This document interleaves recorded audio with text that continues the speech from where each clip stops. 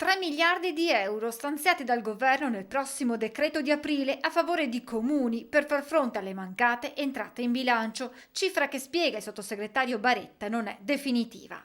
Vi è un monitoraggio non soltanto per la distribuzione, ma anche per capire se questa cifra sarà sufficiente rispetto all'equilibrio tra le minori entrate anche di tributi, di tariffe e le maggiori uscite di spese che ci sono state in questo periodo anche a seguito del coronavirus. Intanto in arrivo a comuni e province anche un fondo per sanificare gli ambienti, in particolare quelli aperti al pubblico. Saranno distribuiti 5,8 milioni ai comuni del Veneto e 461 mila euro alle province del Veneto.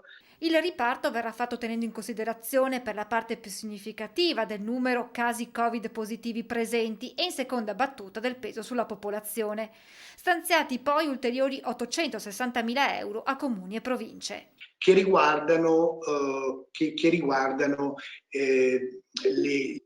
i maggiori straordinari che le polizie locali stanno facendo a supporto dei controlli per Covid. Il sottosegretario Baretta ha fornito anche i dati sugli effetti in Veneto dei provvedimenti adottati a partire dalla sospensione dei pagamenti IVA a marzo, aprile e maggio. Per il Veneto significa una sospensione da parte delle imprese e delle persone interessate ai pagamenti IVA per 789 milioni e sono 270 milioni quelli relativi per lo stesso periodo ai contributi per il lavoro dipendente. Fatto il punto anche sulla cassa integrazione, 14.000 le domande pervenute per quella ordinaria, 25.000 per la CIG in deroga, per un totale di 77.000 lavoratori.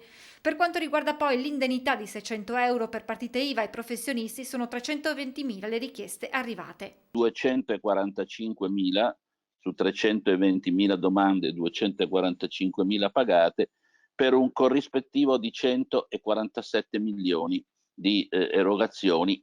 Nel prossimo decreto in arrivo, previsto un allungamento del periodo di cassa integrazione e un aumento del bonus per gli autonomi da 600 a 800 euro. E c'è poi la costituzione di un reddito di emergenza che riguarderà quella fascia di popolazione che si trova senza un'entrata, senza un reddito, ma anche senza ammortizzatori sociali.